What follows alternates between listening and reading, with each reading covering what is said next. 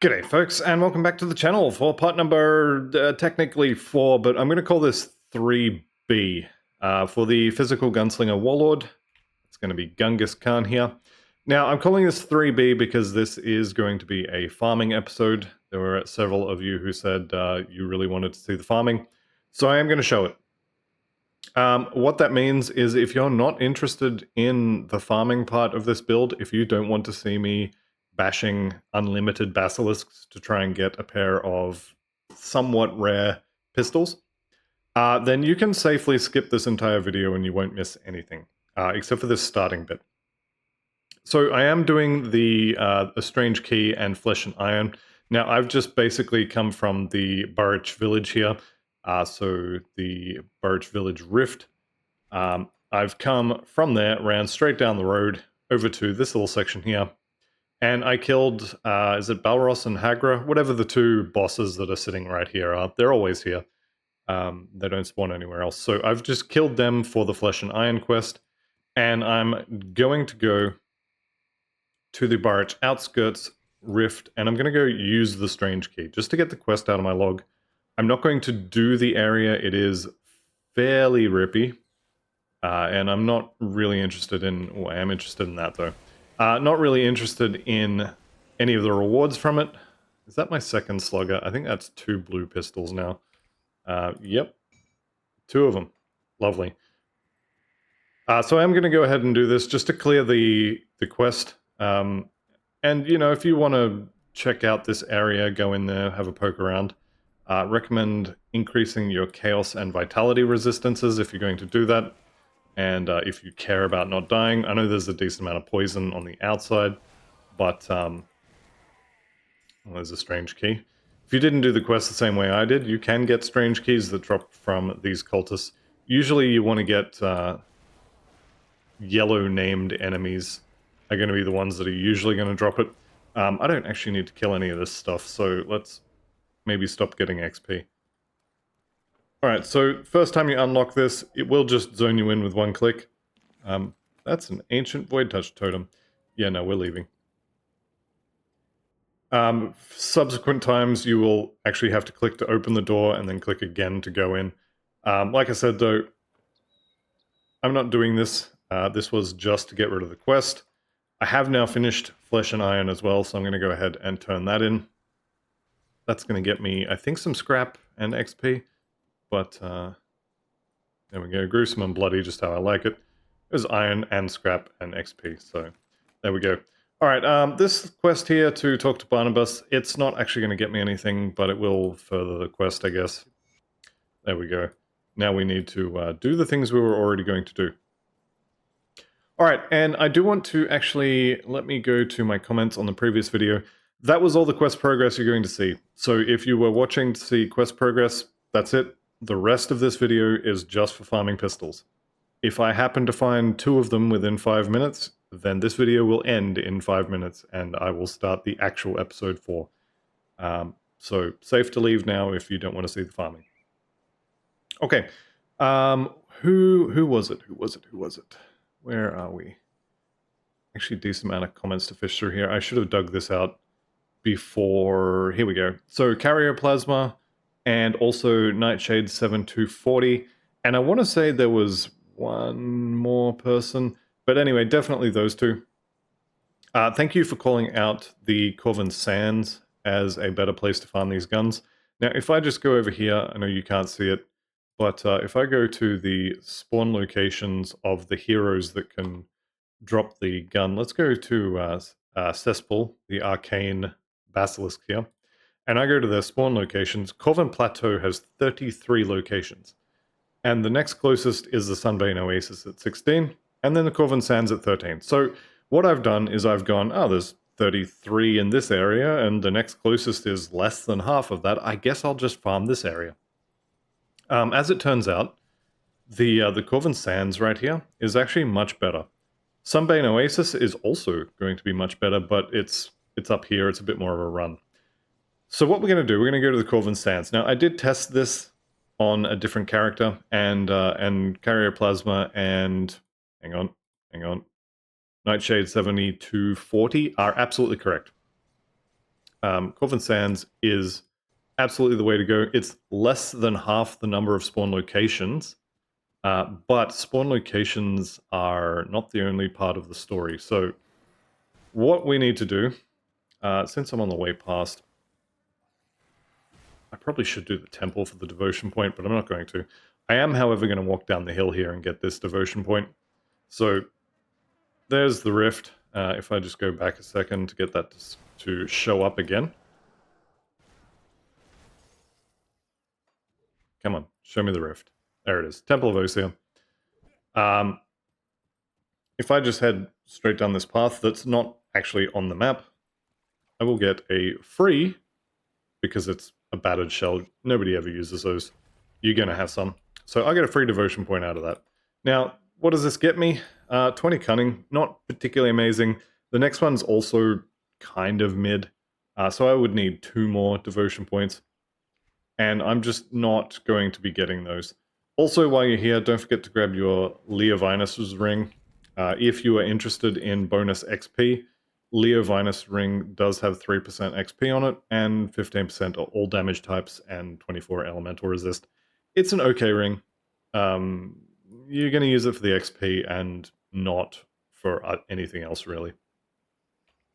So, this was a little bit of a detour, I guess. Didn't need to be done, but effectively I just walked down here and pick it up. Oh, the other change I made in between episodes is I equipped that Troll Bone Crusher and I put a severed claw on it instead of the chipped claw that I had on the previous one. So picked up a bit of damage here. And these things are usually a massive pain in the backside to walk through, so I'm just going to kill them. And realistically, it's their own fault for being so annoying to chase or to try and walk through. There's a lot of them there, and they get on the stairs, and they just get in the way, and you can't walk past them, so it's just easier to kill them. The flyers are usually fine. Now, we can blitz down here. I'm not going to do that totem. I know it hurts me as well. But... Forsaken totem. Do I go back? No. Okay. So here we go. There's Zartox and Arashor. That's half of the hero basilisks that are available. 2 of them spawn right here. So, I mean, obviously yours might not be here. The couple of runs I did on my other character for testing, they haven't actually been here. But there's one. Superior of Ruin is perfectly fine. Superior of Alacrity would be a little bit better. But Superior is... Actually, you know what? I don't remember which one of those. One of those is flat physical damage, and the other one is percentage. Actually, you know what we can do? I'm using a Superior Troll Bone Crusher, and it has flat physical damage and not percentage. So the Superior is the flat physical damage, and of Ruin is the percentage stuff there. So, this is not bad. The elemental to physical is okay. I think that's pretty low, actually, on the percentage. Yeah, so the percentage on the conversion there is 40 to 60%, which means that's 1% off the lowest roll that it's possible to have. However, we may end up just using that anyway. Also, Exalted Stash here, so free blue item, which very rarely is actually going to be worth using, but, you know, you never know, you might get something. There are also potentially going to be, well, I mean, Goblin's got to die, right? Goblin heroes... We hates it forever, Precious. It's got to go. Especially healers, but especially just goblins in general. So that's going to get his reputation with the Beast, and, or negative reputation rather, infamy, with the Beast, and also... no, not yet, because we haven't met Homestead yet. If we'd met Homestead, it would be getting his reputation with them, but haven't done that yet. There are 3 of these guys here.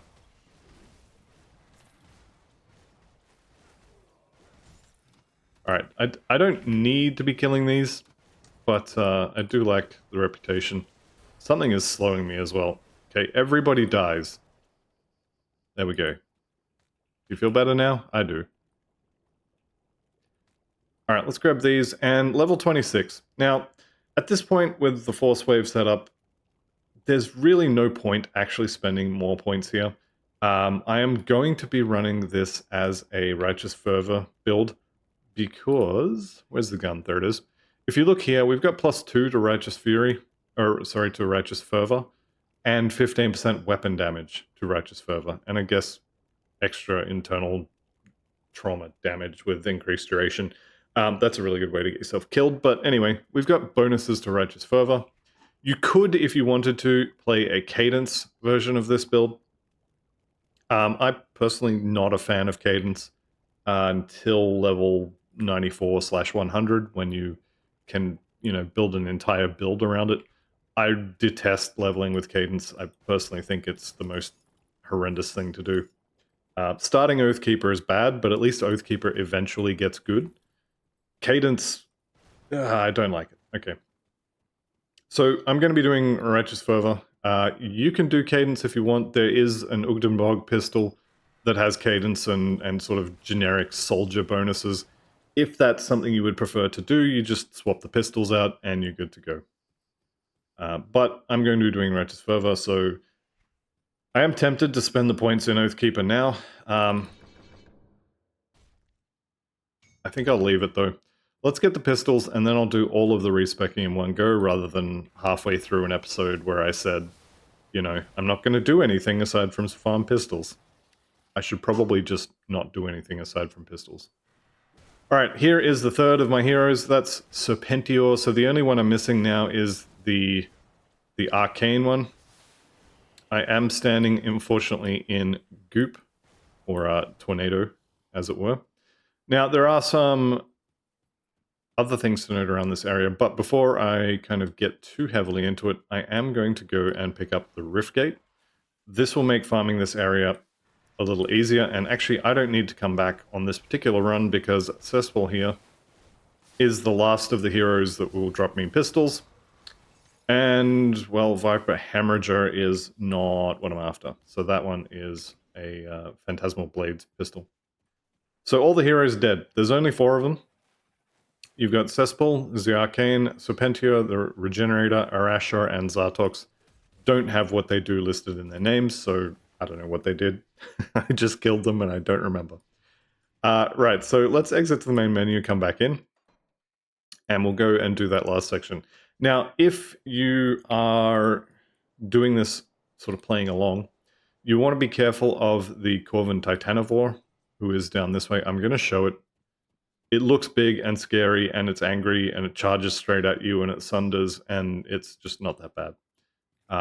But you do have to kind of deal with it. So as with a lot of enemies that sunder, you're going to want to watch out for his breath attack. The breath attacks usually are the things that are going to sunder you. So do keep out an eye for those, and you want to use your evade. So I'm going to head over there. He is always on the right-hand side here. If you come out of here and turn right, he's going to be sort of here-ish. So let's clear the area. I don't want to deal with these ranged attackers while also having a big angry dinosaur charging at me. So let's get rid of these.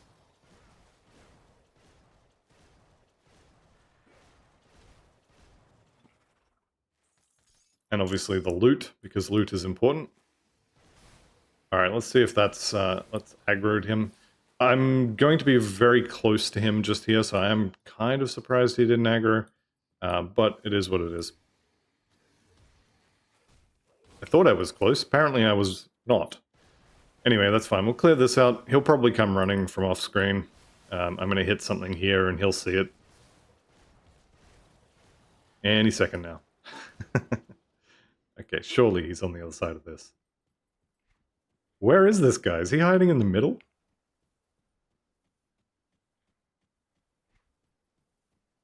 Okay, this is really weird. I have never had this guy not be on this right-hand side, usually around about here.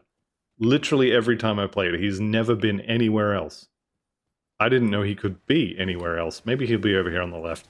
Alright, here's Zartox. Poison and Arashor looks like Chaos or Vitality. It's definitely one of those.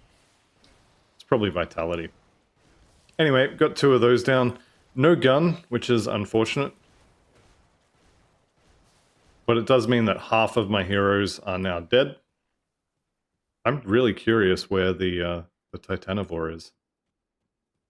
pretty sure he has 100% spawn rate. I just don't know where he is. It's not something you would accidentally kill and not notice either. He's just not there. Alright, 3 of 4 heroes are dead, and I don't have a pistol. So, at this point, I'm thinking I'm just going to reset, but I do want to look around for the Titanovore. Where is he?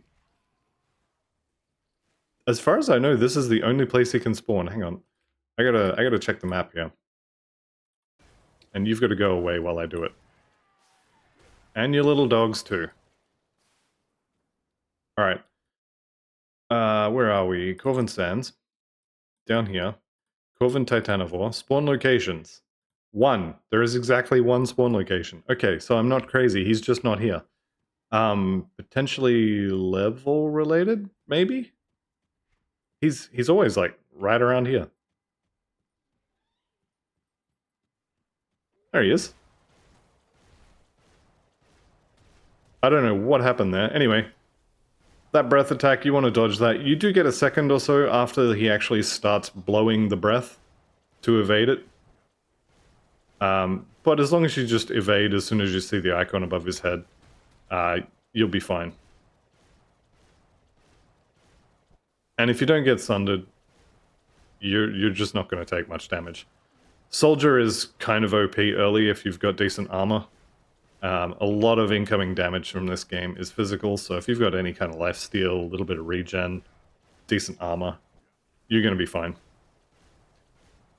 Alright, I'm going to kill this guy, even though I don't need to. I get pretty much nothing out of doing it. I'm just going to kill him anyway, because he's nearly dead. And then we'll reset.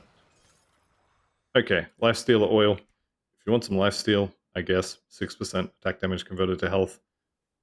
Aether Crystal Hollowed Fangs, not terribly expensive, but honestly, don't need those.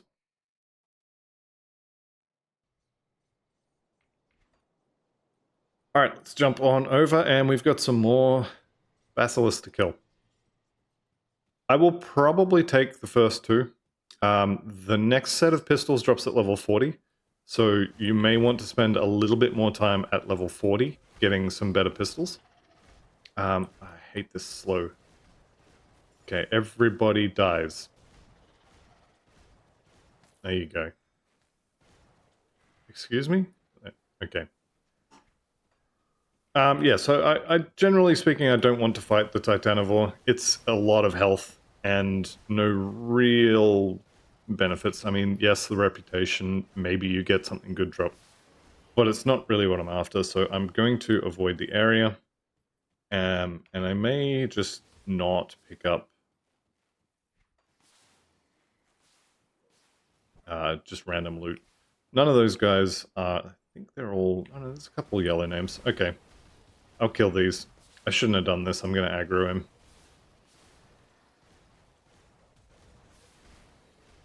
Also, I misspoke in the last episode when I said that these guys have a 0.75% drop rate.